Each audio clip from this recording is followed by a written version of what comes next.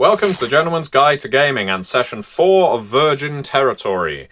Our Curseborne game, one of the Curseborne games that I am running for one of my many Patreon groups. As I've been mentioning with my final bout recaps, if you have forgotten what occurred in the last session, you can find it on my YouTube channel. We have sessions 1, 2 and 3 on there already, and now we're on to session 4.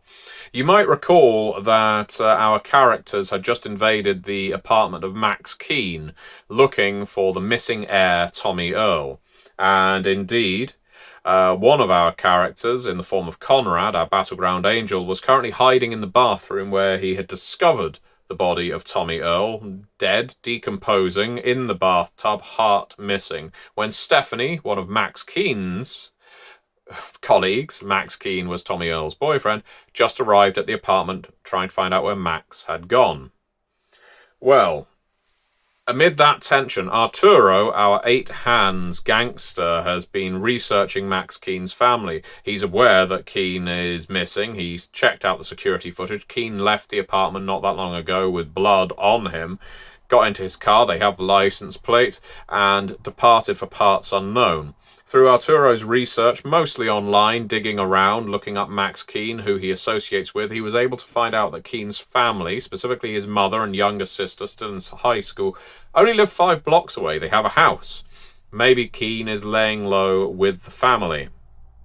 Well, Conrad, meanwhile, called out from the bathroom to Stephanie while she was calling for Max to basically imitate a police detective, saying, "Don't come in any further. This is a crime scene. There's a body in here. Please stay put." Stephanie recognized him. He recognized her, of course. They had encountered each other before at J.C. Chevalier's bathhouse. And it wasn't even through dice rolling, it was through incredibly good role play. So well done, Alex, the player. He convinced her that he was a cop, a detective. And that when he was interviewing her prior, he was a cop. In fact, she more or less convinced herself of this. "Oh, I didn't realize you were a cop when you were at the bathhouse. I wouldn't have been. I'm so sorry." And that was the gist of the conversation. Now, the fact that Conrad was able to do this enabled him to get quite a lot of information from Stephanie that may have otherwise been hidden. She yielded a fair amount of info, notably that both Max Keene and Tommy Earl consorted with a man by the name of Pierre. She gave the man's address. She said she'd been there once or twice, but it really wasn't her scene, and that they occasionally were in the drug business with Pierre at that. And the crew were able to put together that this was probably the P name next to a random telephone number, one they didn't know, that they discovered in Tommy Earl's flophouse. Certain links were being forged here. Conrad had the possibility here of murderizing Stephanie, ensuring she didn't tell anyone anything that was going on, but instead he basically swore her to silence. After all, she didn't want to get in any trouble with the police, and they were off the record, which, as far as she was concerned, meant that she couldn't be implicated for any crime. She doesn't quite understand law enforcement. So Stephanie fled, while Conrad let his crewmates know, "We have a body up here. Tommy Earl is deceased." Now, we had a new player join us in this game, Bobby, who is playing Dr. Liam O'Connell. And Dr. Liam O'Connell is a Hyde of the primal lineage, and a very suspect doctor whose body is a petri dish of chemicals, always experimenting not only on himself, to be fair, but others. Very much a William Birkin type, if you're familiar with Resident Evil 2. And he runs a backstreet clinic in Junction City. It's probably legal on paper, but performs some particularly illegal acts. And he received a visitor from, visitors. Martin Coyle, a gangster, a kingpin, really, in Junction City, and 5 of his droogs kind of bustled in, didn't ask for permission, walked into his lab, closed the door behind him. And while the lieutenants were just playing with apparatus, shaking up vials of unknown liquid, Martin Coyle threw Dr. O'Connell a bag of, what looked like crystal meth, and said, look at this under your microscope. Now, O'Connell and Martin Coyle, a character who has been referred to in the previous session as one of the consorts, or perhaps occasional connections, of Tommy Earl. He is a big, bad character. This is not a gangster you particularly want to cross. He has a rap sheet a mile long and a death list probably even longer. And he has encountered O'Connell before. O'Connell extracted some bullets from him in this backstreet clinic. And now he's tossing a sachet of crystal meth at him, saying, I want you to look at this. Someone's been stepping on our stuff. Someone's been mixing something with it, cutting it to, well, dilute it or even make it stronger, but in a dangerous way, in a way that we don't like, in a way that's going to kill drug fiends, because indeed that is what has happened on a few occasions now, and the more that die, the more the police get onto us, but more importantly, the fewer of our drugs that sell.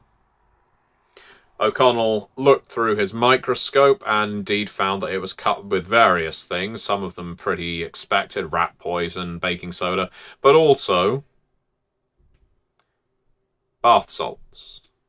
Now this triggered a memory in O'Connell's mind. He has already known Tommy Earl once or twice and knows that he deals drugs out of J.C. Chevalier's bathhouse, and he basically came out and said it right there and then to Martin Coyle. You're looking for Tommy Earl. He threw the drugs back. These are bath salts, and there's only one person I know who makes a business selling bath salts in this town.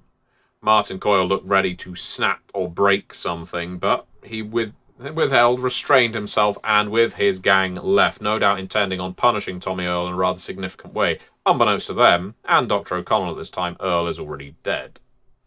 John, O'Connell's long-suffering security guard, was very apologetic for just letting them pass, but he was scared of their guns. He's also down to one leg, possibly due to O'Connell's administering of experimental treatments. He was very panicked. O'Connell read him the riot act, but then doped him up, because O'Connell uses his staff as pill factories of sort. He's a very grim character, but very suitable for a member of the Hyde family. And it's around this time O'Connell was contacted by Conrad back in Max Keen's apartment, asking if he would be prepared to come up and assist with the autopsy, figure out not just cause of death necessarily, but the means by which his heart was extracted. And so O'Connell discharged himself from the clinic and made his way to the apartment. While this was going on, our character Cece, our heart-eating heir, was being interrogated by the creature that had slipped through from a battleground, summoned by the death and destruction, the pain and suffering of Tommy Earl's death, most likely. And she got into the creature's head, at which point its face, which was constantly transmogrifying into different personas, fixed as a copy of her own. She used a dire command to make the battle-forged sit, not move, stop talking. All it wanted to do was get home. It kept saying, can you take me home? Take me home. I want to go home to a place of light where death doesn't exist. Well, she wasn't dealing with this. She got the thing to sit and headed up to the apartment, leaving Arturo to play watchdog.